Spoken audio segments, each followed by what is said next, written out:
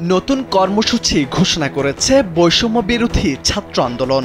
মঙ্গলবার লাল কাপড় মুখে ও চোখে বেঁধে ছবি তুলে তা অনলাইনে প্রচারের আহ্বান জানানো হয়েছে। সোমবার রাতে আন্দোলনের একাংশের সমন্বয়ক মাহিন সরকারের পাঠানো প্রেস বিজ্ঞপ্তিতে কর্মসূচির বিষয়টি জানানো হয়েছে।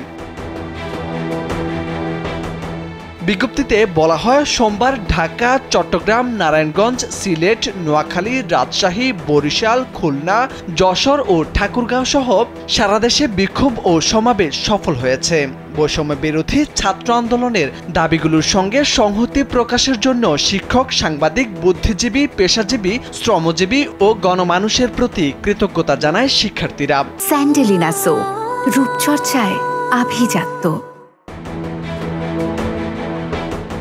এতে আরও বলা হয়েছে, চলমান কোটা সংস্কার আন্দোলনে দেশজুড়ে সাধারণ শিক্ষার্থীদের যৌক্তিক দাবিকে কেন্দ্র করে নির্বিচারে আইনশৃঙ্খলা বাহিনীর গুলিতে শত শত শিক্ষার্থীর মৃত্যু ও হাজার হাজার ছাত্র জনতা আহত হয়ে যখন মৃত্যুর সঙ্গে পাঞ্জা লড়ছে, তখনও শিক্ষার্থীদের দাবি মেনে না নিয়ে রাতে বাসাবাড়িতে রেড ব্লকের মাধ্যমে নিরপরাধ শিক্ষার্থীদের তুলে নেওয়া হচ্ছে। একই সঙ্গে তাদের উপর রিমান্ডের নামে মধ্যযুগীয় কায়দায় বর্বর নির্যাতন চালানো হচ্ছে। বিজ্ঞপ্তিতে বিশ্ববিদ্যালয়, কলেজ, স্কুল, মাদ্রাসা সহ শিক্ষা প্রতিষ্ঠানের শিক্ষার্থী ও দেশের সাধারণ জনগণের কাছে কর্মসূচি সফলে সহযোগিতার আহ্বান জানানো হয়েছে।